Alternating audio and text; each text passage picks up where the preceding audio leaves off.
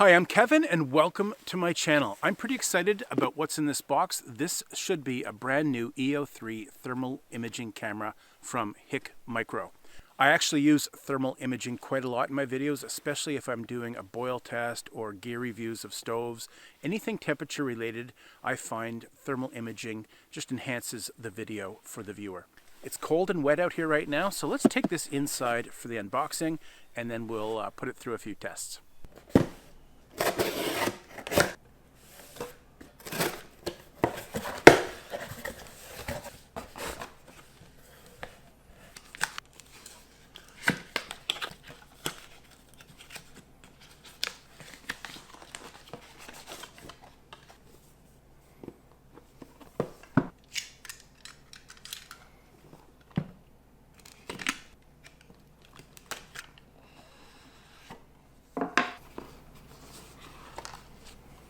There's the camera.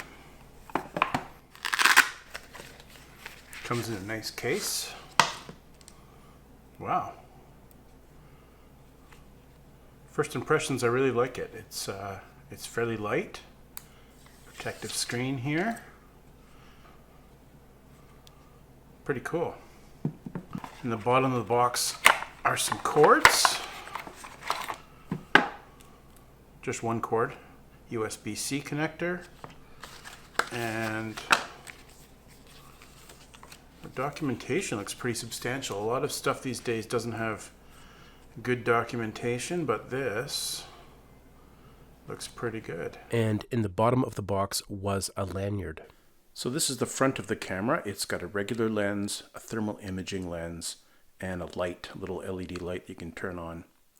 The bottom of the camera is pretty blank except for this little thread here. This is a 1/4 inch thread that'll fit most smaller sized tripods. On the side there's a USB-C port for charging and taking the files off the camera. The other side is blank except for this little hole here to receive the lanyard. The top has a power button and a camera button. So now to hold the camera still, I've just mounted it in a clamp and I'm going to turn the camera on. To do that, you hold the power down until it comes on. And you're going to get thermal imaging right away. If I put my hand underneath it, you're going to see my hand. Now I need my hand, so I'm going to put my phone underneath it, which also generates a little bit of heat. Not as hot as my hand. You'll see that the scale adjusts automatically. The scale of the thermal imaging adjusts. And you'll also see that there's a couple of little crosshairs floating around. There's one in the middle, dead center in the middle. There's a blue one and a red one. There's also some numbers up here. CEN, that's the temperature of the center. So that right now the center is 22.5 degrees Celsius. The red is the max, and that is 23.6, and the blue is the minimum, which is 18.5. Let's take a look at the side here. I have a menu that I can use, and I can turn on or off those different crosshairs if I wish. If I just want to have that image without the temperature recording, I can do that. I can also go over here and I've got a number of different options in terms of the view I see. This is the thermal imaging view only. This is the camera view. And the one in the middle here is both. And you'll see it doesn't overlap quite as well. That's because I'm very, very close to the object. And you'll see later I can adjust that if I wish. Now if I want more contrast or less, I can scroll down and I can adjust my brightness of my screen. I've got it up quite high for the video. I probably wouldn't normally have it that high. And there's a night mode and a flashlight which comes on. So if I was in the camera view, that flashlight might assist me in seeing what I'm seeing. It's not quite as bright. Go back to thermal imaging. Now if I go down here, I can change the color palette of what I'm looking at. This is the normal thermal imaging colors, but I can go here where white is cold and black is hot, so a black and white image. I can get the reverse of that, where white is hot and black is cold. And I can go down here and get a variety of other gradients. Probably the easiest to interpret is the one they offer, right in the middle here, where white, orange, and red are hot and darks are cooler. So if I want to take a picture, all I have to do is go up here and click the button, and boom, it takes a picture.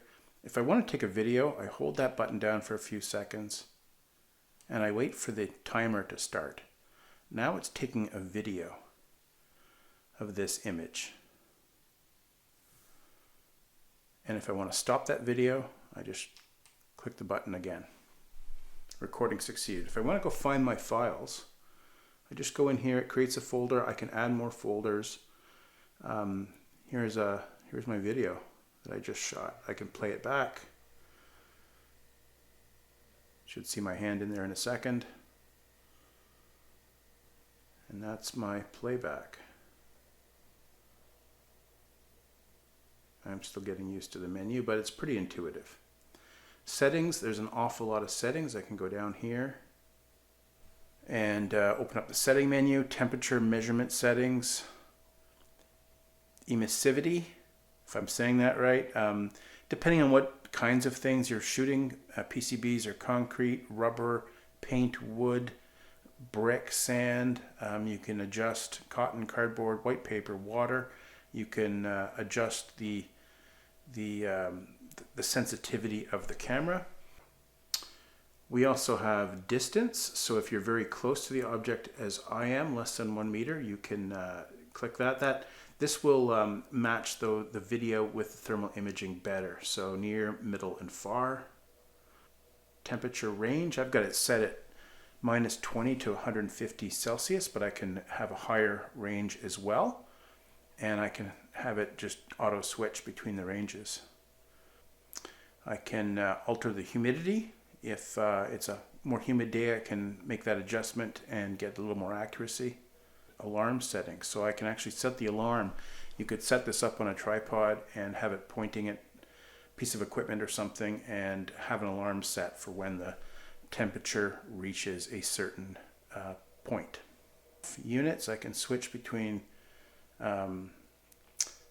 degrees Celsius, degrees Fahrenheit, or even degrees Kelvin.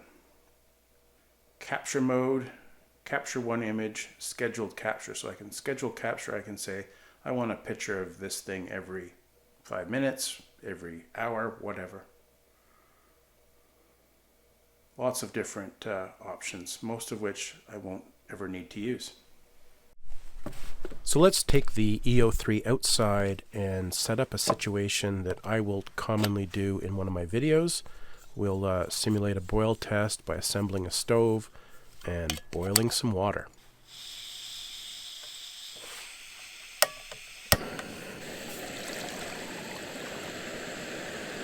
I will set up the camera, and although the glare from the sun is a little bit strong, I'm getting a pretty good image. Let's take a closer look. So that's a pretty good thermal image. It does the job very well. You see the hot spots well. But what really surprised me about this camera was that it records sound. Not all thermal imaging cameras do that. I first noticed this with my dog.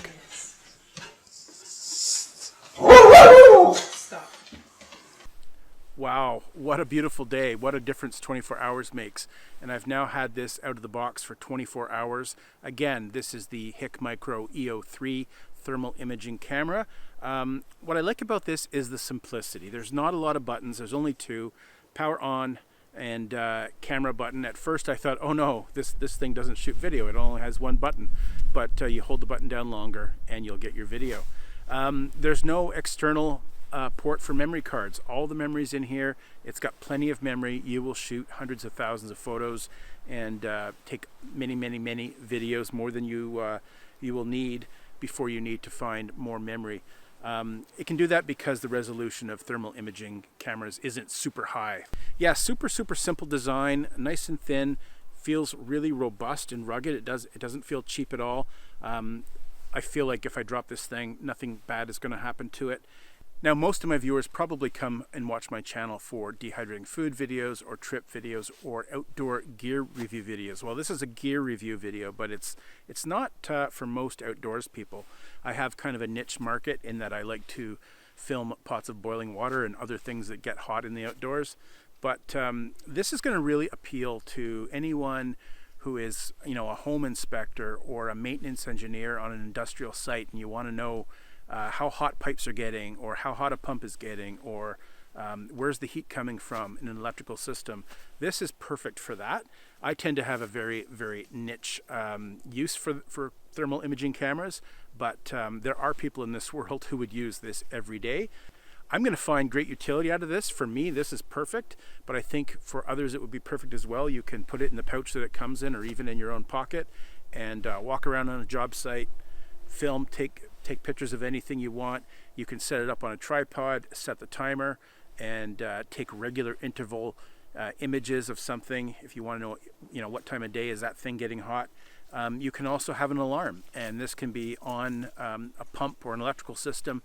And when the temperature exceeds a certain threshold that you define, this will set off an alarm. The light will even blink and let people around know that something is wrong. I'm very happy with this. It's arrived. I like it.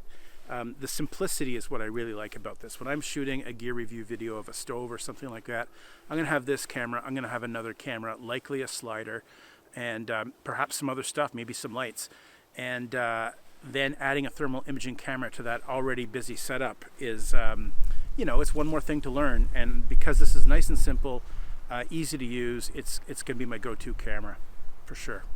All right, thanks a lot for watching. I hope you got something out of this video. If you did, please hit like, share, and subscribe. As always, have a great day, and I'll see you in the next one.